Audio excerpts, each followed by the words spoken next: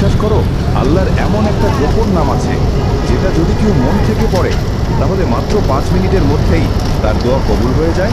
অবিশ্বাস্য শোনাচ্ছে, তাই না? কিন্তু আমি নিজে গতকাল এই দোয়াটা পড়েছি আর ফল পেয়েছি সাথে সাথেই।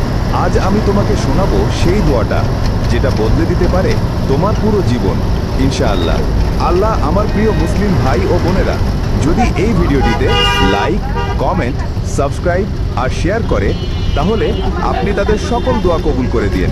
সবাই একসাথে বলুন আমিন, কারণ আল্লাহ তাআলা একসাথে 40 জন আমিন বললে সেই দোয়া কবুল করেন। সুবহানাল্লাহ। আল্লাহ তাআলার এমন এক গোপন নাম আছে যার মাধ্যমে কোনো দোয়া করলে তা কখনো ফিরিয়ে দেওয়া হয় না, যাকে ইসমে আজম বলা হয়, অর্থাৎ আল্লাহর সর্বশ্রেষ্ঠ নাম। এখন শোনো সেই দোয়া।